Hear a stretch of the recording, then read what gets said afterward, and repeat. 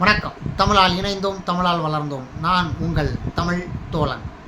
இன்னைக்கு நம்ம ஒரு காணொளி பார்க்க போகிறோம். என்ன அப்படின்னு பார்த்தீங்கன்னா, ஒரு 2 வாரங்களுக்கு முன் திருவொற்றியூர் வடிவுடை அம்மன் கோவில் போயிட்டு வந்தேன்.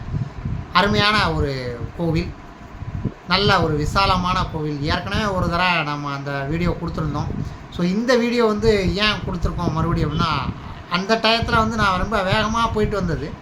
ஸோ இப்போ நல்லா விசாலமான ஒரு நல்லா இருந்தது அந்த இடம். ஸோ அந்த கோயில், அப்புறம் பட்டினத்தார் போயிட்டு பக்கத்துலேயே வீரராகவ பெருமாள்னு ஒரு சித்தர் ஆலயம். ஸோ அதுவும் போயிட்டு வீட்டுக்கு வந்தேன். போகும்போது ஆலந்தூர் போயிட்டு பைக்கை விட்டுட்டு அங்கேருந்து மெட்ரோ இருக்குது. ஸோ நேராக மெட்ரோ திருவொற்றியூர் போயிட்டு தேரடியில் இறங்கணும். திருவொற்றியூர் தேரடியில் ஸ்டாப்பில், மெட்ரோ ஸ்டாப்பில் இறங்கினோம்னா கோவில் பக்கமே போய் நம்ம சாமியை கும்பிட்டுட்டு மெட்ரோலேயே வந்துடலாம். ஸோ நல்ல வசதியானது. ஏன்னா மெட்ரோங்கிறது ஒரு நல்ல வசதி. நமக்கு எந்த பிரச்சனையும் இல்லை. டக்குன்னு பைக்கை விட்டோமா, மெட்ரோவில் போனோமா, வந்தோமான் இருந்தது. நல்லா இருந்தது. ஸோ அந்த திருவொற்றியூர் கோவில் வடிவுடையம்மன், தியாகராஜர் சுவாமிகள்.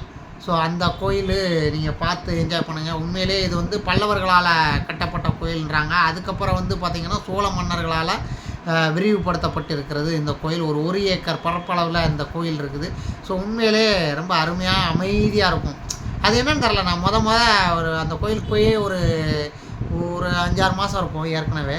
ஸோ இப்போ மறுபடியும் போயிருந்தேன். உண்மையிலே அந்த கோயிலுக்குள்ளே போனாலே அது ஒரு நல்ல ஒரு அமைதியான ஒரு இடமா எனக்கு பிடிச்சிருக்கு. ஸோ நல்ல ஒரு விசாலமான ஸ்பேஸ் இருக்குது. அப்படிங்கும்போது பார்க்குறதுக்கு நல்லா அழகாக மனம் அமைதியாக இருக்குது. ஸோ இந்த கோயிலை நீங்களும் பார்த்து தரிசனம் பாருங்கள், அந்த சிவனின் அருளை பாருங்கள். இன்னொன்று எனக்கு ஒரு விஷயம் தெரிஞ்சாகணும். யாராவது இந்த சிவன் கோயிலில், நானும் நிறைய கோயில் போயிருக்கிறேன், சிவன்னாலே லிங்கம் இருக்கும். இந்த கோயிலில் மட்டும் பார்த்தீங்கன்னா அந்த சிவனை பார்த்தா ஒரு பெட்டி மாதிரி சதுரமாக வச்சுருக்கிறாங்க. அதுக்குள்ளே லிங்கம் இருக்காங்கிறது எனக்கு தெரியல. அது கேட்டாலும் யாரும் சரியாக சொல்லலை.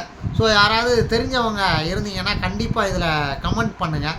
ஸோ ஏன் அந்த கோயிலில் இந்த மாதிரி சதுரமாக இருக்குது சிவன், இது மட்டும் சதுரமாக வச்சுருக்காங்க அப்படிங்கிறது எனக்கு தெரியல. ஸோ தெரிந்தவர்கள் கமெண்ட் பண்ணிங்கன்னா ரொம்ப நன்றியாக இருக்கும். மிக்க நன்றி. உங்கள் தமிழ் தோழன்.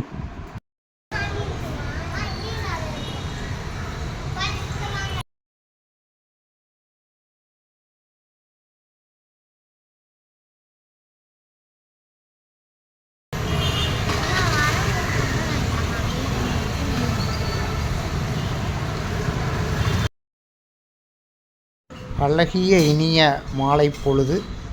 என்ன கொஞ்சம் வெயில் ஜாஸ்தி, இப்போ கொஞ்சம் பரவாயில்ல.